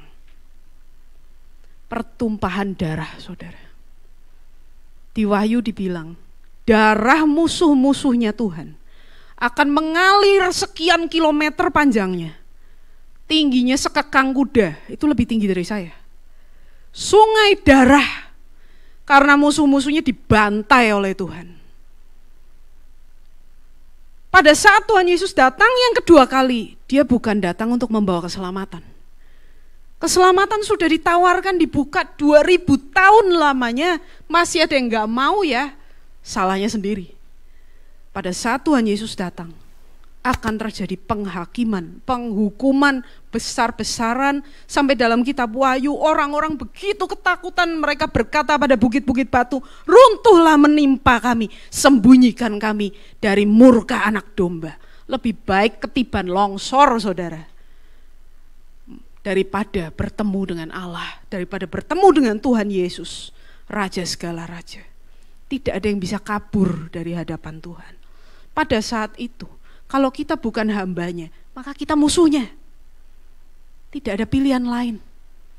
Kalau kita hamba-hambanya, maka Tuhan Yesus, ayo sini. Oh, kamu rajin ya pelayanan ini. Tadi saya datang jam 10.20 kali ya. Betul ya. 10.20 sudah banyak orang, sudah beberapa orang. Saya pikir, orang Jakarta rajin-rajin ya. Ini orang-orang yang rela gitu berangkat. Ya saya tahu ya kalau di Jakarta, kita di Pekalongan ya saudara, perjalanan 15 menit udah ngomel-ngomel, nggak nyampe-nyampe ya. Lama banget, nyetir pelan-pelan gitu ya saudara ya. Di sini 15 menit, kok cepet banget udah nyampe ya saudara ya. Terus saya sama suami kemarin ke rumah saudara, ya nanti main-main ya, kalau kamu pas ke Tegal, kita tinggal deket kok Tegal, 45 menit sudah pindah kota saudara ya. Jadi kalau di sini belum nyampe mana-mana. Dari rumah saudara saya ke CP setengah jam, padahal cuma di Tanjung Duren ya saudara ya. Aduh ya ampun gitu. Nah ini ya saya jadi lupa kan mau bahas apa. Nah kalau saudara datang pagi-pagi, itu pasti pengorbanan. Itu pasti kita melakukan sesuatu buat Tuhan yang lebih dari orang lain, dan Tuhan memperhitungkan itu. Tuhan bilang, wah kamu hamba yang setia, ini upahnya ya. Terus kita nanti di surga cerita ya, gue tuh cuma ini loh, waktu dulu di gereja gue cuman begini-begini, ini upahnya banyak banget ya. Iya gue juga gitu ya, cuma begini-begini doang, udah upahnya segini.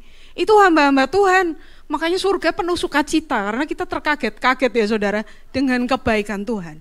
Tapi musuh-musuh Tuhan akan dibinasakan dan mengalami kengerian yang dahsyat.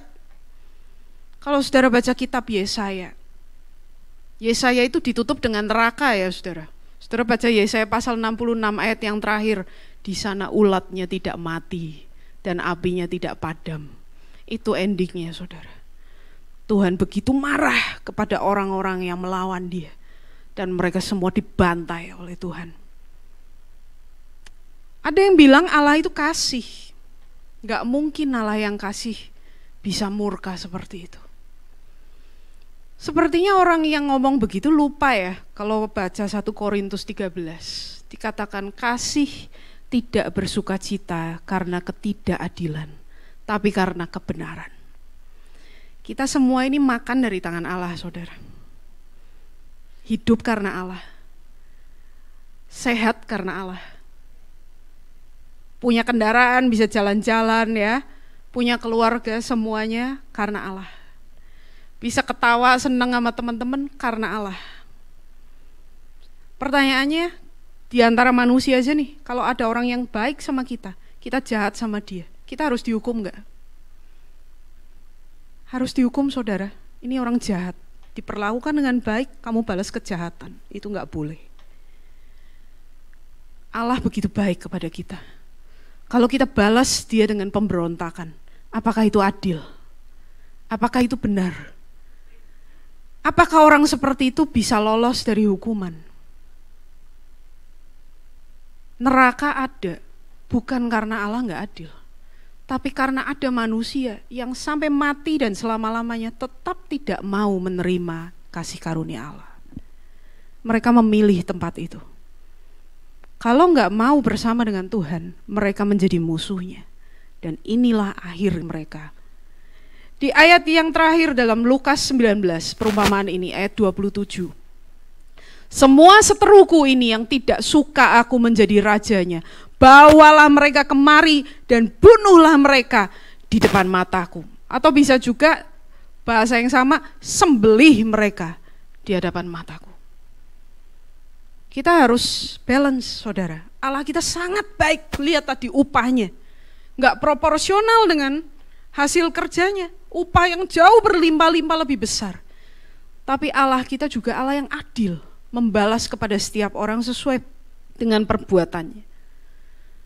Jadi kita harus takut akan Allah.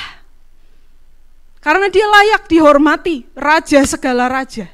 Segala kuasa ada pada dia. Kalau saudara mengabdi pada Yesus, itu sudah benar, saudara. Jangan belok-belok ke yang lain, amin.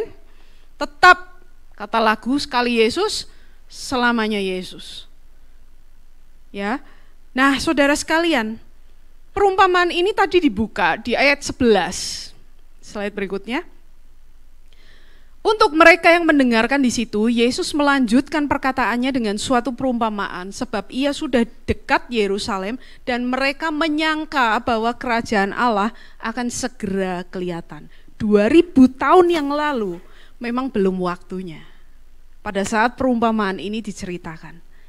Tapi sekarang kondisinya sudah berbeda, saudara.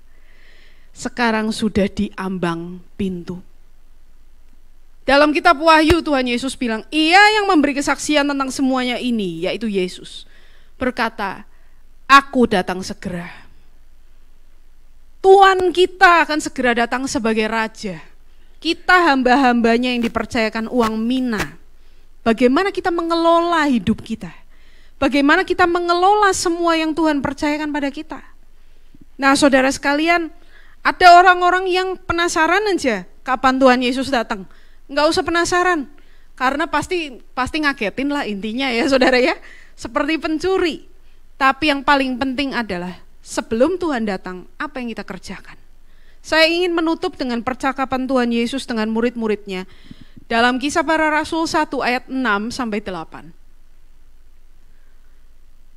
Murid-murid ini bertanya ya kepada Tuhan, maka bertanyalah mereka yang berkumpul di situ, Tuhan, maukah engkau pada masa ini memulihkan kerajaan bagi Israel? Apakah sekarang waktunya Tuhan?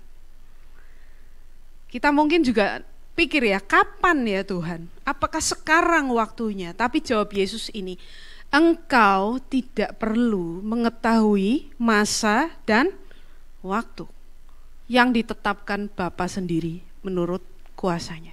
Kita nggak tahu dan tidak diberitahu.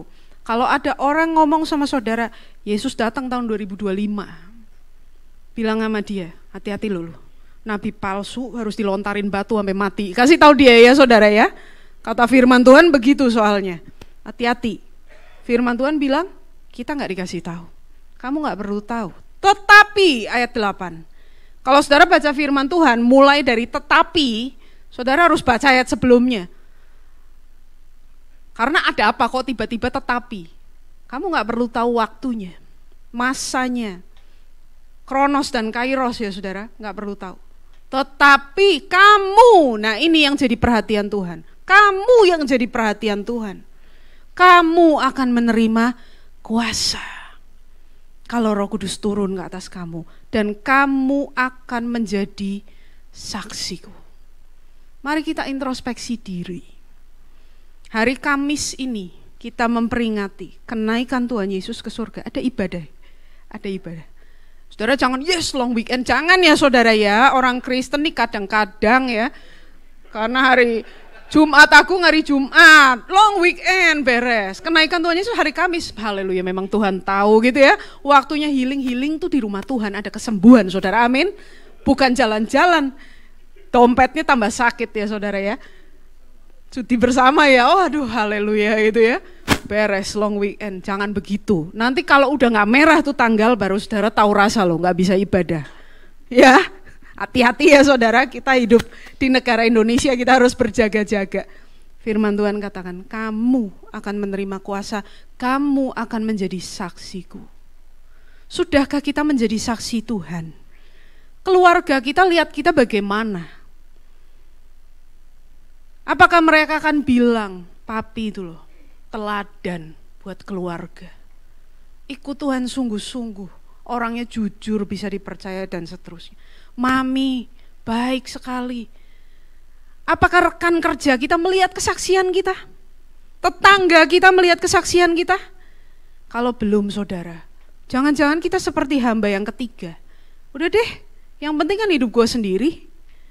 Yang lain udah gak bisa kita ngomong seperti itu. Karena Tuhan bilang, tetapi kamu yang penting. Hambaku, kelola apa yang Tuhan sudah berikan kepada kamu. Mari saudara sekalian, kita hamba-hamba Tuhan yang menunggu kedatangan Raja segala Raja. Sebentar lagi, ini sudah 2000 tahun sejak perumpamaan ini diceritakan. Mari kita kelola hidup kita, jadi saksi Tuhan. Sungguh-sungguh ikut Tuhan, mencerminkan Tuhan dalam hidup kita.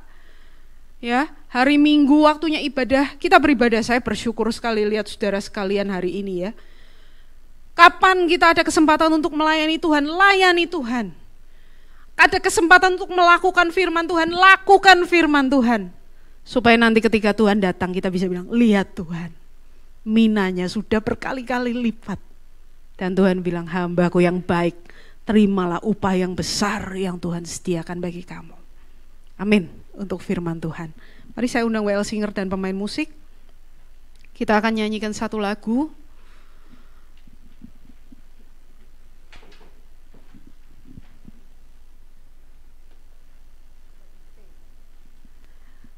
Kita akan nyanyikan hati sebagai hamba, refnya saja.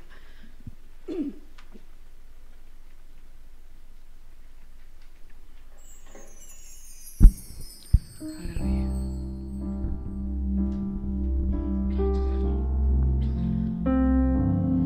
Inilah yang ku punya, hati sebagai hamba yang mau taat dan setia padamu Bapa, kemanapun ku bawa, hati yang menyembah dalam roh dan kebenaran sampai selamanya. Saya mengajak kita semua bangkit berdiri saudara.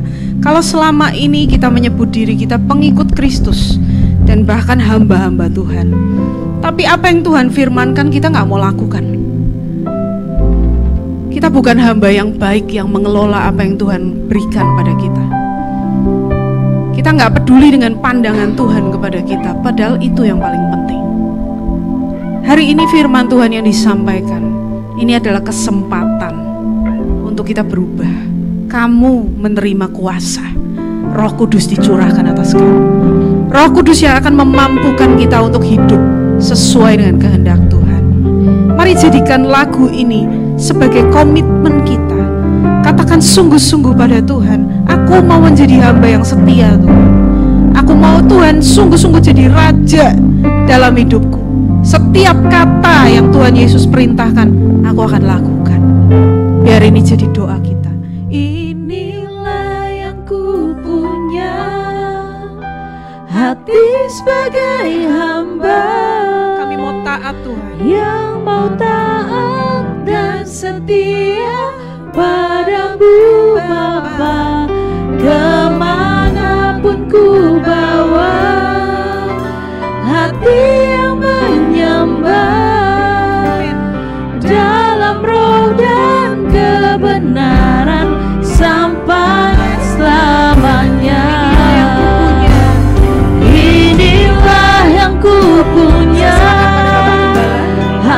sebagai hamba yang mau taat dan setia padamu Bapa. Kemanapun ku bawa hati yang menyembah dalam roh dan kebenaran sampai selamanya. Kita mau siapkan hati kita. Setiap kali kita melakukan perjamuan kudus, perjamuan kudus adalah perjamuan daripada Tuhan Yesus sendiri. Firman Tuhan mengajarkan kita untuk kita setiap kali kita melakukan perjamuan kudus, kita mengingat akan kasih Tuhan. Tapi sebelum kita mengingat akan kasih Tuhan, firman Tuhan katakan kita harus makan dan minum dengan cara yang benar. Artinya kalau ada dosa, kejahatan, ataupun ada kesalahan yang kita lakukan, kita datang kepada Tuhan, Tuhan yang penuh kasih itu, minta ampun pada Tuhan, janji sama Tuhan, Roh Kudus menolong kita untuk memperbaiki hidup kita. Sehingga firman Tuhan katakan kalau kita makan dengan nggak benar gitu, nggak benar, masih ada dosa yang kita simpan, dan maka itu dia bilang ada banyak yang mengalami sakit penyakit bahkan kematian. Tapi kalau kita minum dan makan dengan benar, kesembuhan akan terjadi dalam hidupmu, berkat akan mengalir dalam hidupmu. Oleh sebab itu ambil waktu, introspeksi diri masing-masing kita, bukan hanya saudara, saya, kita semua.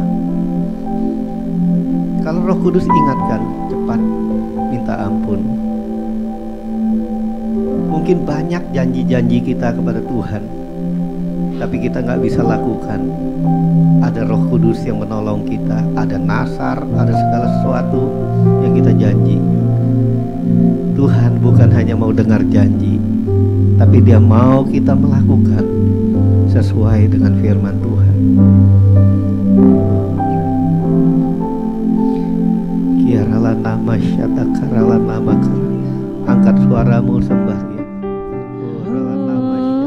Rabaya syarabaya ralaba, Yarabaya syarabata karabaya ralaba, Urabaya syarabaya ralaba yaralaba yaralaba yaralaba yaralaba yaralaba yaralaba, Yarabaya syarabaya syandaraba, Urabaya syaralaba yaralaba, Yarabaya syarabaya ralaba yaralaba yaralaba, Yarabaya syarabaya yaralaba yaralaba yaralaba yaralaba. Urabaya syarabata karabaya ralaba yaralaba, Yarabaya syarabaya ralaba. Dan engkau Tuhan dengan hati yang jujur umat menyatakan ampuni, ampuni. Biarlah setiap orang dengan hati yang bersih datang pada Tuhan, biar janji-janji Tuhan terjadi. Urabaya syarabaya ralaba yaralaba.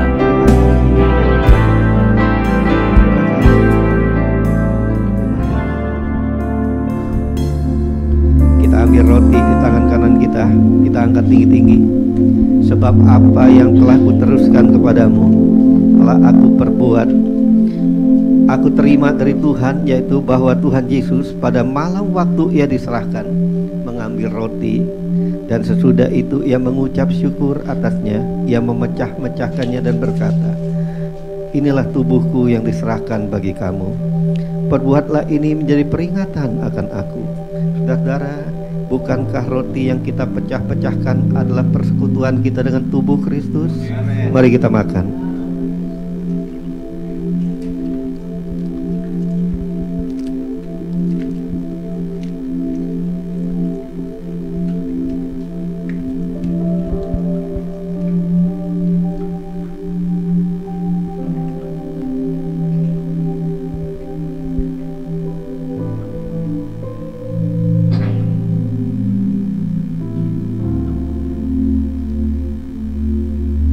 Cawan di tangan kanan kita tinggi-tinggi.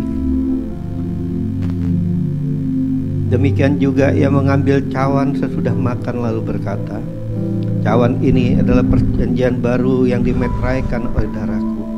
Perbuatlah ini setiap kali kamu meminumnya menjadi peringatan akan aku. Bukankah cawan pengucapan syukur yang atasnya kita mengucap syukur adalah persekutuan kita dengan darah Kristus? Mari kita minum. Angkat kedua tangan kita, ucapkan syukur dan terima kasih pada Tuhan.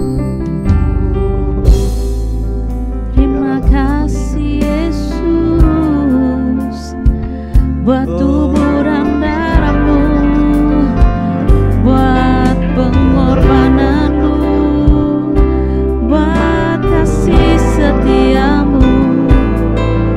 Kami bersyukur.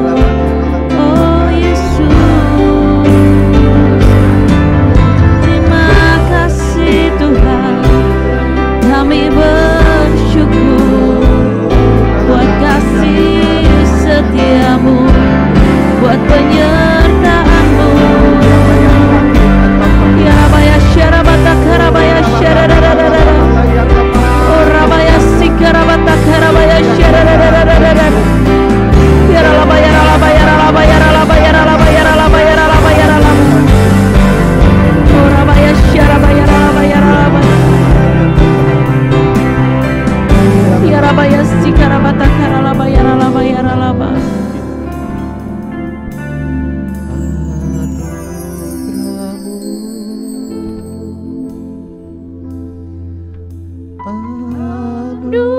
Anugerahmu bukan karena keanugerahmu, Semua karena anugerahmu,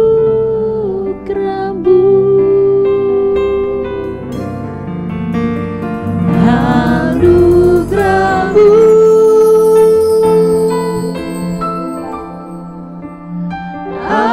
anugerahmu,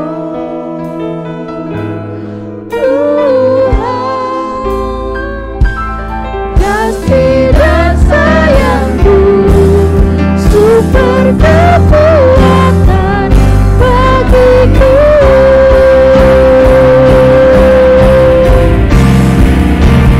Anugerahmu,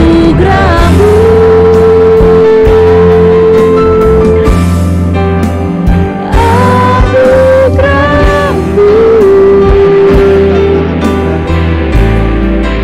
semua karena anugerahmu, bukan karena kekuatanku. Anugerahmu,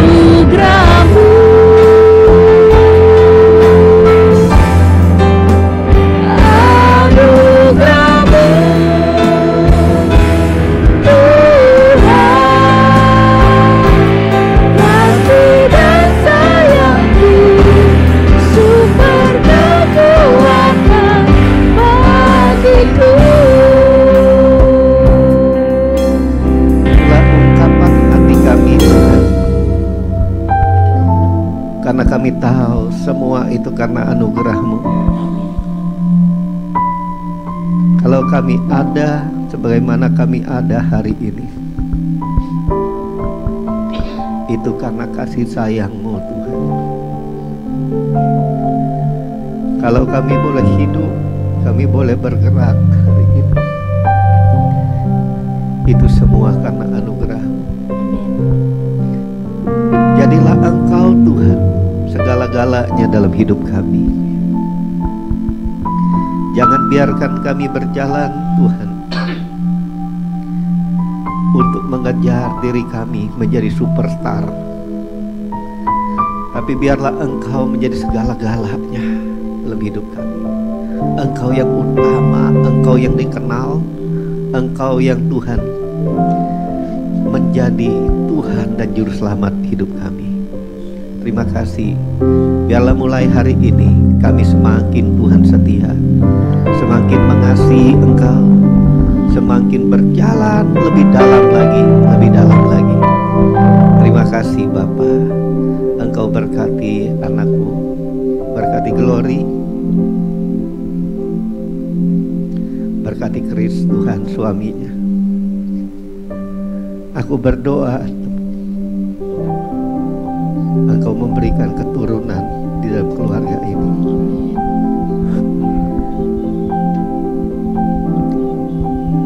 Sehingga apa yang belum Tuhan, semua terjadi dalam hidupnya. Jadikan dia Tuhan, Engkau angkat dia lebih lagi.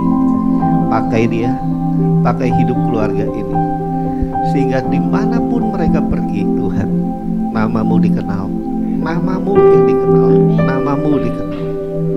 Terima kasih Tuhan Yesus, Engkau telah memberkati semua jemaat-Mu, semua usaha pekerjaan mereka Engkau berkati, dan Engkau memberkati kesehatan mereka, sehingga setiap orang menjadi panjang umur, nama Tuhan dimuliakan. Terima kasih Bapa, terima kasih untuk kasih-Mu, terima kasih Tuhan. Di dalam nama Tuhan Yesus, sama-sama kita katakan amin. Silakan duduk. Hari ini saudara, minggu pertama, setiap orang yang telah menyiapkan Tuhan kasihnya pada Tuhan, mari angkat tinggi-tinggi. Kalau saudara biasanya boleh berdiri di tempat saudara. Kalau saudara memberinya pakai itu saudara QRIS atau apa, ya angkat handphonenya aja. Maksudnya bukan handphonenya dikasih, nanti aja ditransfer atau apa ya. Bapa di sorga, hanya karena Tuhan kesetiaan kami untuk mengikuti apa yang Engkau kehendaki, kami melakukannya bukan karena kami mampu, tapi karena Tuhan Engkau yang memampukan kami. Terima kasih, biarlah janji-Mu itu digenapi dalam hidup kami, sebagaimana firman-Mu katakan, Engkau memberkati 100 kali ganda, 60 maupun 30 kali ganda. Itu terserah-Mu Tuhan. Bagian kami melakukannya, dan Tuhan Yesus Engkau dimuliakan. Dalam nama Yesus, amin.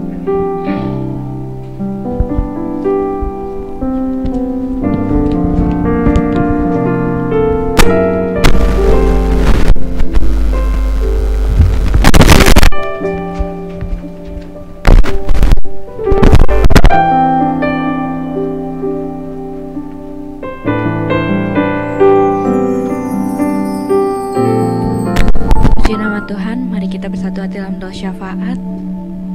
Tuhan, terima kasih Tuhan untuk firman-Mu yang Kau berikan pada kami Tuhan. Ajar kami Tuhan untuk menjadi hamba-hamba-Mu yang setia Tuhan Yesus, menjelang kedatangan-Mu yang kedua kali Tuhan. Ajar kami Tuhan supaya menjadi hamba Tuhan yang melakukan apa yang Kau mau dalam hidup kami Tuhan, mencapai tujuan-Mu dalam hidup kami Tuhan. Kau berkati Tuhan hamba-Mu Ibu Glory yang telah menyampaikan isi hati-Mu Tuhan Yesus. Kau berkati bersama Bapak Christian dan segenap keluarga besarnya. Engkau yang jagai, lindungi Tuhan. Kau berkati dan pakai lebih heran lagi Tuhan. Dan juga kami berdoa Tuhan untuk gembala pembina kami Tuhan, Bapak Pendeta Insinyur Niko Nyotoro Harjo Tuhan Yesus, beserta para wakil gembala Tuhan yang ada.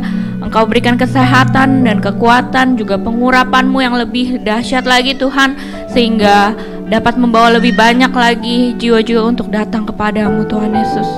Kami juga berdoa Tuhan untuk Gembala CK4 Tuhan, Bapak Willy Arkauntu beserta wakil-wakil dan keluarga besarnya Tuhan, supaya membawa CK4 lebih lagi Tuhan, menjadi pemuji dan penyembah-Mu Tuhan Yesus lebih heran lagi.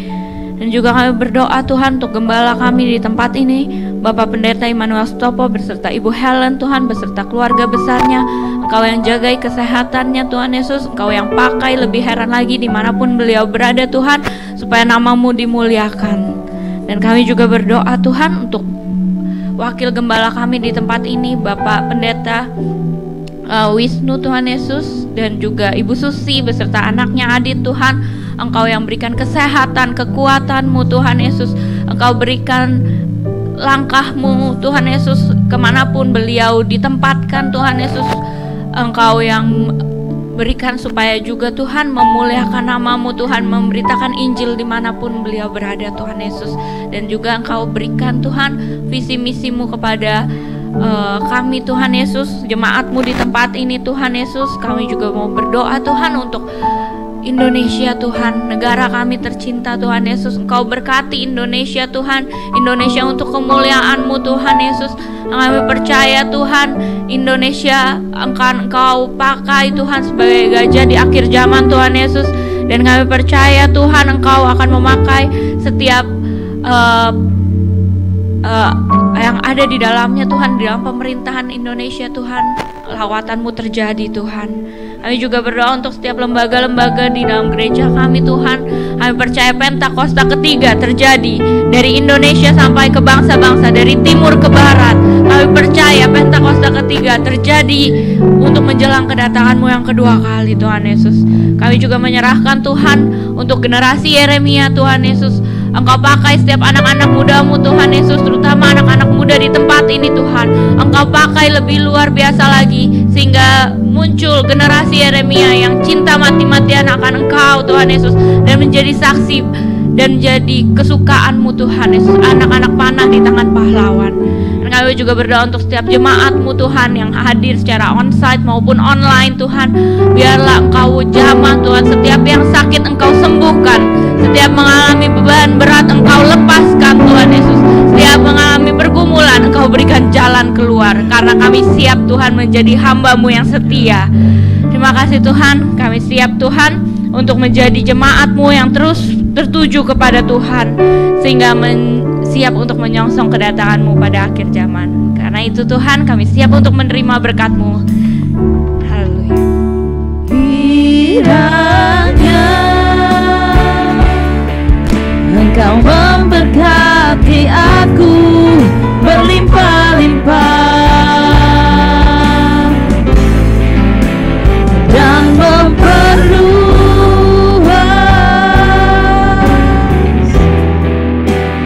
daerahku,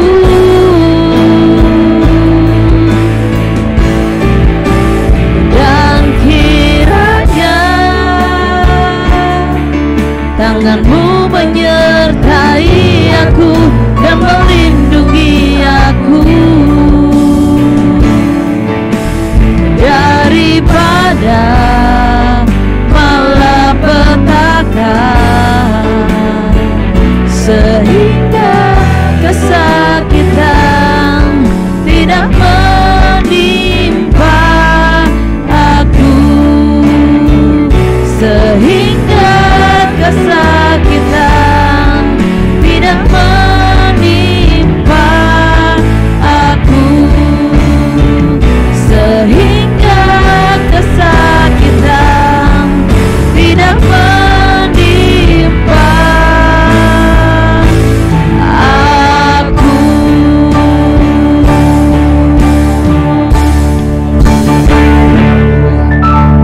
Kasih-kasih Tuhan, Tuhan memberkati Engkau dan melindungi Engkau.